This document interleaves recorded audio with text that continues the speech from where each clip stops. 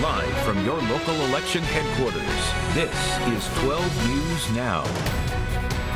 Welcome to this special edition of Newsmakers, a debate in the race to replace former Congressman David Cicilline in Rhode Island's 1st Congressional District. Hello, everyone. I'm Tim White. And I'm Ted Nesi. Each candidate will have an opportunity to give a 1-minute closing statement at the end of this debate. And the candidates are, from left to right on your screen, Republican Gerry Leonard and Democrat Gabe. No candidates, there is no strict format to today's debate. We are looking for an open and honest discussion of the issues. We encourage you to engage with each other, but if you're taking too long or not answering the questions, we will jump in. Let's begin. Mr. Amo, if you are elected to Congress, you will instantly be a member of the minority party as Republicans control the House. Your opponent has said there are plenty of Democrats from Rhode Island in Washington, and voters should send someone who will be a member of the majority to benefit Rhode Islanders. In other words, don't put all the eggs in one basket. That may make sense to some voters. What do you say to them? Well, first off, thank you so much for hosting this debate, and thank you for everybody participating in our democracy and watching this. What I would say is right now that majority in Congress is dysfunctional. We're on the brink of a shutdown. We are playing political games with aid to Israel. That majority is not focused on the values that we have here in Rhode Island. Rather, the Speaker of the House, Speaker Johnson, who is driving an agenda around division. He has a background of supporting cuts to Social Security and Medicare. Sure, but you going down there is not going to change that power balance. Well, what I would say, what I'm able to do and why I think my candidacy is particularly notable is I recently left the White House where I was a senior aide to President Biden, and I'm going to fight with this delegation tooth and nail for resources back home and run an effective constituent services operation. I know how government works, and I will do everything I can to make sure we get the resources to be in the supply chains of the future, to invest in our infrastructure, to make sure that we are building out support for our critical communities here, especially our seniors. That's experience that I have, and I look forward to displaying regardless of whether my party is in the majority. Mr. Leonard, you heard Mr. Amo there. He says that the Republican Party in Washington is just out of whack with the interests of the 1st Congressional District. In fact, the House Speaker, Mike Johnson of Louisiana, worked to try and overturn the 2020 presidential elections. Why should voters from the 1st Congressional District send you down to Washington to work with a Republican caucus that chose Johnson as its leader? I acknowledge the question. I appreciate it. Rhode Island historically votes about 40% Republican. It seems to me a balanced delegation in Washington, D.C. would be good for Rhode Island.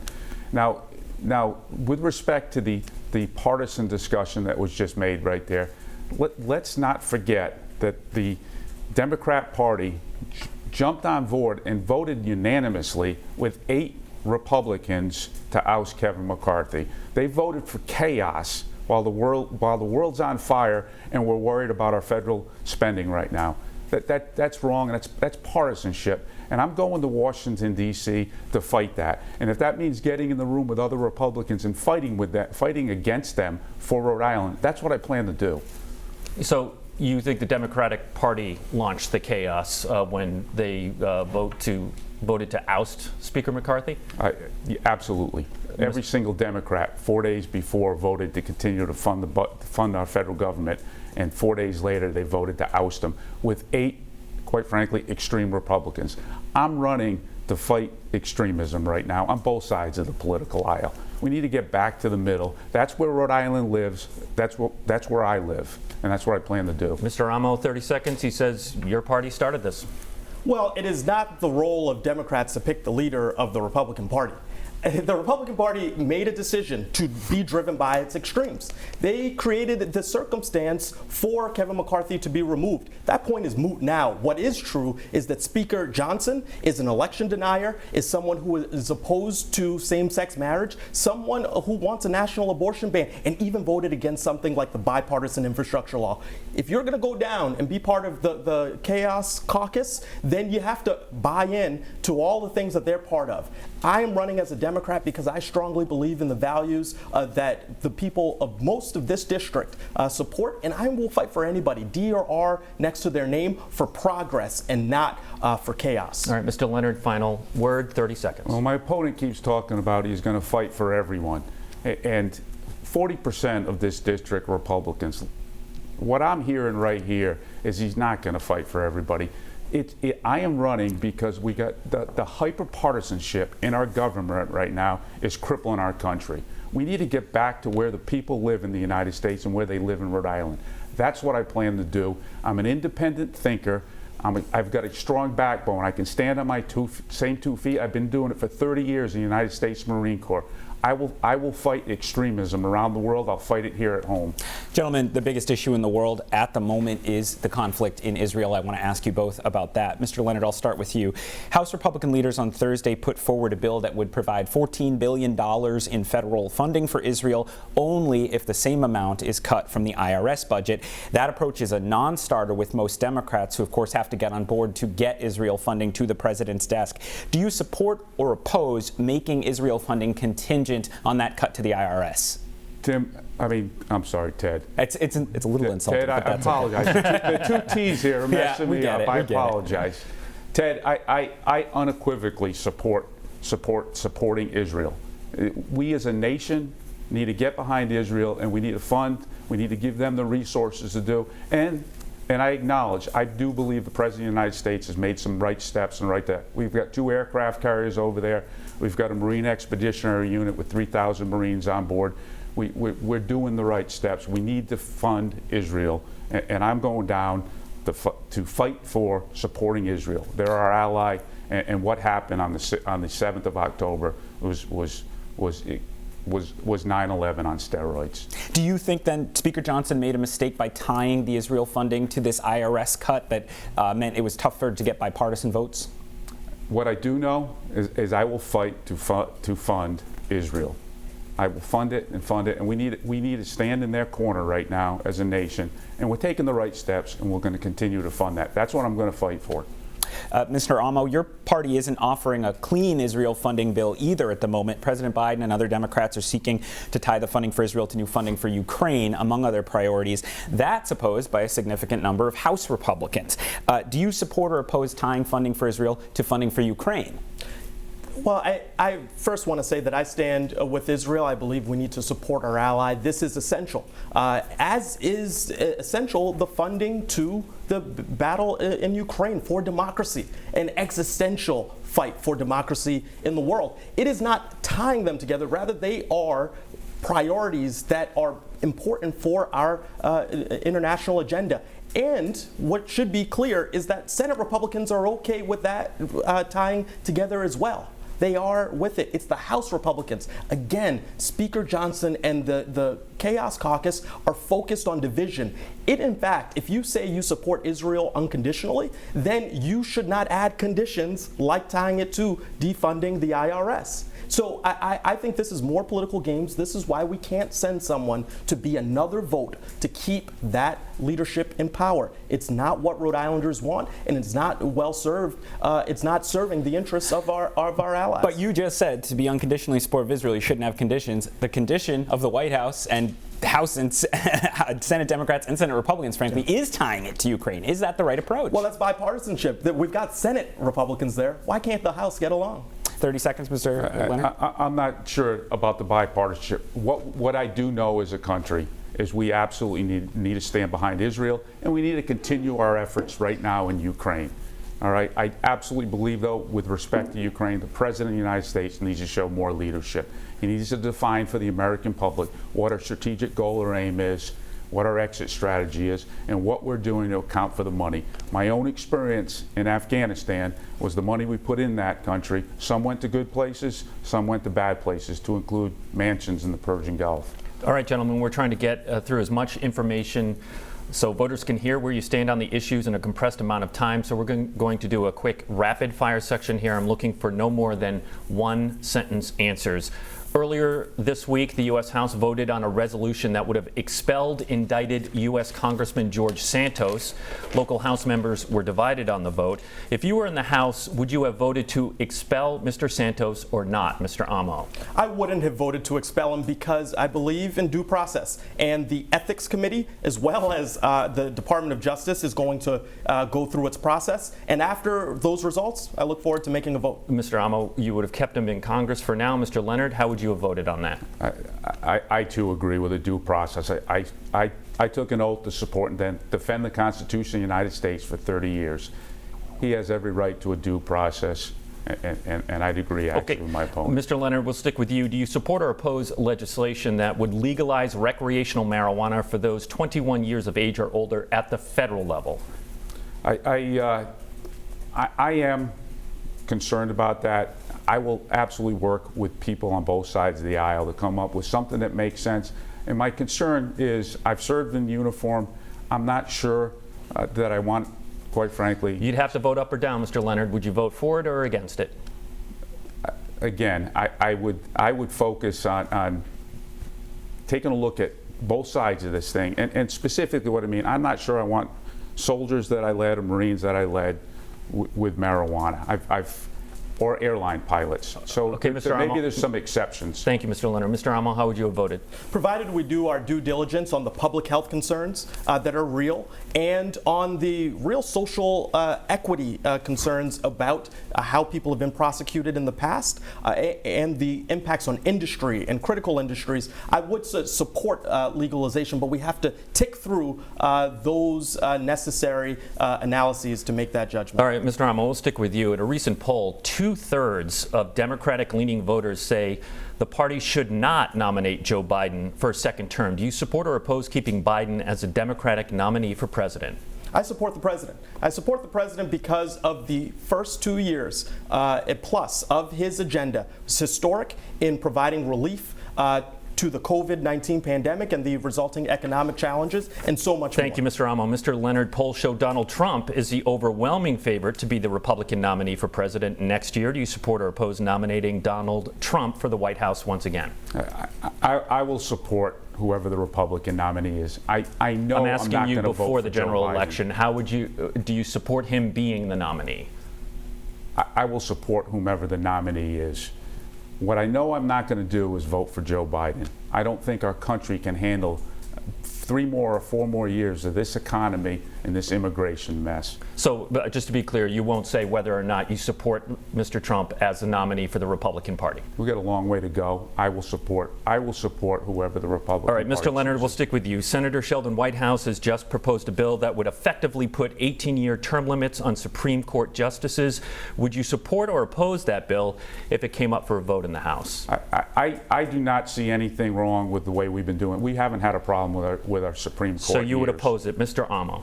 I would support Senator Whitehouse's bill because our court has been captured by interests that are well funded and really have put Thank too you, much Mr. politics Leonard. in the court. You would support it. And I'll give you last question here. I'll give you each a little more time on this one. Law enforcement say the suspect in the Maine mass shooting, Robert Card, had 2 AR-style guns. There are renewed calls for a federal ban on those types of weapons. Would you support or oppose a bill that would ban AR-style rifles, Mr. Leonard? I will not support a ban against law-abiding citizens, period. I will work with both sides of the aisle to take a look at common sense solutions that fix, quite frankly, the mental health crisis we have in this country, and I'll make sure our law enforcement have the resources they need to do their job. All right, Mr. Amo. Unfortunately, I don't think this is a both sides issue. When families have to say goodbye to their loved ones at the hands of an assault weapon, that shows that Congress needs to act. And I would be not only support but sponsor legislation to ban assault weapons. Candidates, in the fiscal year that just ended, the federal government ran a budget deficit of $1.7 trillion despite the strong economy. Forecasts suggest interest payments on the federal debt could top $10 trillion over the next decade as spending rises to cover more people signing up for Social Security and Medicare. So I want to ask both of you about your approach to the deficit. Mr. Amo, I'll start with you. Do you think the deficit should be reduced entirely through tax increases, through a mix of tax increases and spending cuts, or entirely through spending cuts? I think a mix makes sense. Here's the value that I would put forward. I think about the generation behind me, and I'm not that old, who will be paying the brunt of our debt. And the problem is our values were misaligned in the Trump administration when we gave away tax breaks to the wealthy, lowering the top marginal rate, making sure that corporations got their biggest tax cut in history, and ultimately not looking out for tax fairness for people across the spectrum. The effective tax rate for most people is double that of very wealthy people. So we have to look there, and we can also look at waste, fraud, and abuse across our agencies. That's our imperative. We should get to work to do it. We should do it in a bipartisan fashion. We should also note that when Democrats are in charge, our deficits are usually going down. But they're not right now. They aren't right now, and a lot of that is driven because of the COVID-19 pandemic, the resulting economic collapse, and the need to invest in our country. We can also grow our way to prosperity. That's why I'm so proud to have helped get the bipartisan infrastructure law across, and I can't wait to continue implementing it as a member of Congress. Mr. Leonard, same question. Do you think the deficit should be lowered entirely through tax increases, through a mix of tax increases and spending cuts, or through all spending cuts? I think we need to take an absolute hard look at both sides of this equation. This, in my mind, is the existential threat to our country. It's our national debt, and we're going to go off a fiscal cliff if we don't figure out a way to address it. I rolled out an economic plan that talked about standing up a bipartisan fiscal commission to take a look at this. We did it in 2010. The only thing, we didn't put teeth in it. We did not ask for the House or the Senate to take an up and down vote in that legislation. We need an up or down vote on what the outcomes of those recommendations are. There's plenty of waste, fraud, and abuse. I saw it firsthand when I worked in the military. At the end of every fiscal year, we had a lot of money on the books, and there's a practice, and it happens throughout federal government, to spend it all so you get the same amount the next year. That practice was one practice I'd like to go eliminate. We never did that 100 years ago. We need to get back to the basics on that.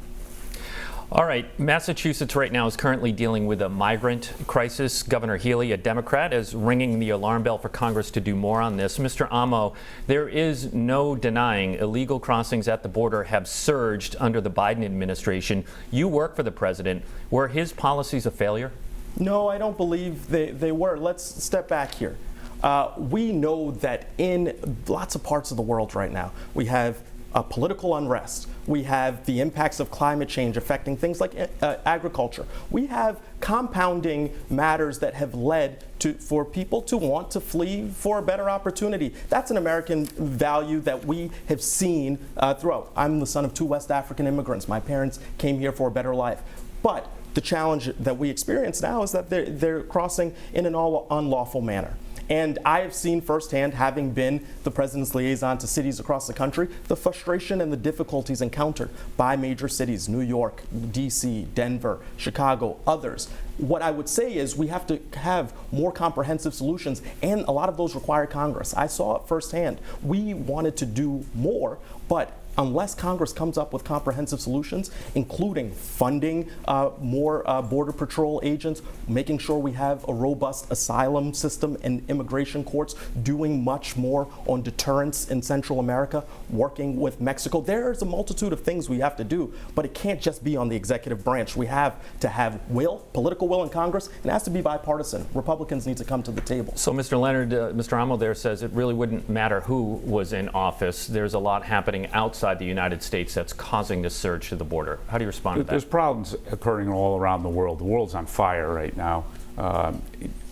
The problem I have with the statements made, the executive branch is supposed to enforce those laws. We've got an open door policy that came in place when his former boss came to office. We need to first, enforce what's already on the books. I understand we are a nation of immigrants. We're a nation of laws. Let's start enforcing the laws, and then let's take a look at what we need to do to reinforce the southwest border with whatever means, technology, walls, anything. But right now, what's happening at the southwest border, with about 7 million illegal immigrants coming to our country, it needs to stop. We can't absorb it. We can't financially assimilate. We can't handle this mess that's been created. So let me just explore briefly with you, Mr. Leonard, some of those measures that could be taken. Some in your party has proposed exceptional measures like using the U.S. military to secure the border. Would you support that? I would support what we need to do to quite frankly, protect and defend our own U.S. border. military at the border is the question. There's two different, we got a National Guard, we've got a military. The Texas governor can do what he wants to do with the National Guard, but we need to reinforce the border. It's since the president came to office, it's been a mess, and the open door policy needs to end. 30 seconds, Mr. Amo. Final word. Well, look, I agree that we have to take action. But the action isn't about militarization. It's about making our obligation to both the communities at the southwest border, to our citizens in cities across the country who are seeing new arrivals, making our obligations whole by funding, by having Congress come up with comprehensive solutions and not passing the buck and merely saying it's at the hands of the president. The president is an important function here, but we're in government. This is a time to lead. Congress should lead on this question. Thank you. Candidates, abortion has become one of the big issues in federal politics since last year. So I want to ask you both to clarify your positions. Mr. Leonard, I'll start with you. Ever since the Supreme Court overturned Roe v. Wade, Congress has been debating whether there should be a federal right to abortion or a federal ban on abortion. And in the meantime, some states are taking their own steps to ban the procedure. Do you think states should be allowed to ban abortion under federal law? Or do you think Congress should require that abortion be legal nationwide up to a certain point? States have the right to do what states do. What I won't do is support a national abortion ban. It's already been codified in Rhode Island law. I'm going to D.C. to protect Rhode Island values and Rhode Island laws, period. So, but you think states should have the right to ban it if they choose to do so? I believe right now, when the Roe v. Wade was overturned, I don't even believe it, it was turned back to states.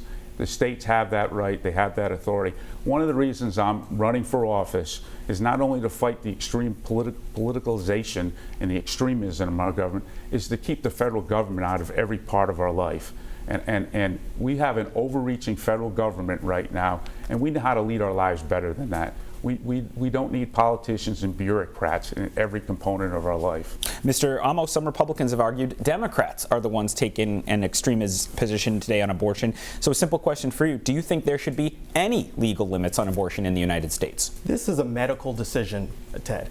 There is no lawmaker or aspiring lawmaker in my case who should be in the room with the woman and her doctor during the most difficult decisions. Full stop. Instead, though, we have a Speaker of the House now who is one of the people who crafted the legal arguments in Dobbs. That is who my opponent will empower in Congress. So it is great to put forward the values of independence and freedom, but we have to live them. And it's critically important that someone who's going to Congress supports the Women's Health Protection Act that codifies Roe at the state level and at the federal level, rather, so that it is not the case that a young woman in Texas has to skip 3 states in order to get a medical procedure. That's not in our value system as Americans. We need to make sure that we protect reproductive freedom and we keep our politics out of those most difficult circumstances. So you don't believe there should be any legal limits on abortion? I don't believe that the question is not around where the limits are. It's about,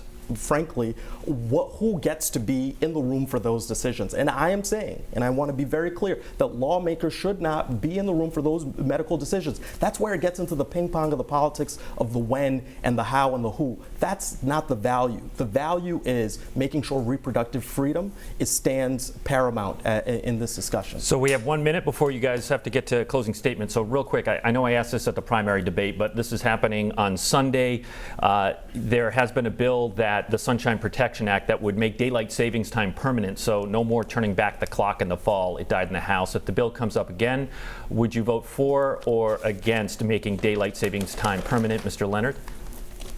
I appreciate the question. I think we have bigger fish to fry. I understand, but it might come up for a vote. You vote on a lot of mundane things. Would you vote for or against daylight savings? I will talk to the citizens around. All right, Mr. Amo, how would you vote on that? It looks like the research suggests that keeping daylight savings permanent is good for us. But again, I think I would have to study it and figure out what makes the most sense. All right, it's November, a fun one. 30 seconds. What is your favorite Thanksgiving side dish, Mr. Amo? Stuffing, of course. I didn't even think twice. Okay. Mr. Leonard, your favorite? Cranberry sauce. All right. Another divide. All right, gentlemen, you now both have the opportunity to give a 1-minute closing statement, the order of which was drawn randomly prior to the debate. First up, Mr. Amo, your 60-second closing statement. Well, thank you to the people of Rhode Island, specifically the people of the 1st Congressional District, for the honor of being a candidate here to represent you in Congress. I'm a son of Pawtucket. My dad owns a liquor store. My mom is a nurse. And I come from the hard work and resilience that is in so many of the people I see every day on the campaign trail. Our shared Rhode Island values prioritize sending someone to Washington who is going to fight for us, to protect Social Security and Medicare, to prevent gun violence, to make sure that we have jobs in the supply chains of the future. What we can't afford is to send somebody to join that caucus of chaos, that House Republican majority that is focused on not making government work. I've spent my life helping to make government work, working for 2 presidents and working for a governor here in Rhode Island. And so I would welcome your support. Please visit GabeAmo.com, and thank you for paying attention to this election. Thank you, Mr. Amo. Now, Mr. Leonard, your 60-second closing statement. I'm running for Congress to wage a war on political extremism and bring back common sense to Washington, D.C. For far too long, we've allowed the far left and the far right to drive our political dialogue. It's time that we take our country back. I served for 30 years in the United States Marine Corps to support and defend our Constitution. While on the front lines, I never looked at the Marine on my right or left and asked if they were Republican or Democrat. We worked together as a team. We came up with common sense solutions to address the problem in front of us. I plan to take that same approach to Washington, D.C., to work across political aisles to come up with common sense solutions that work for Rhode Island families. It's time we send someone to Washington, D.C. that puts service before self and principles above politics. I humbly ask for your vote on the 7th of November.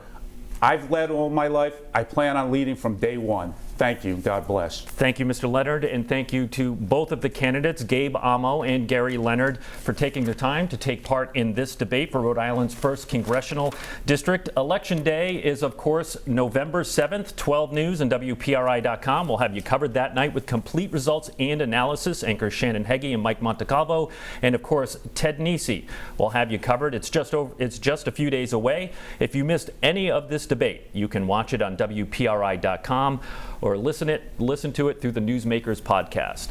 For Ted Nesi, I'm Tim White. Thanks for watching, and we will see you next week on Newsmakers.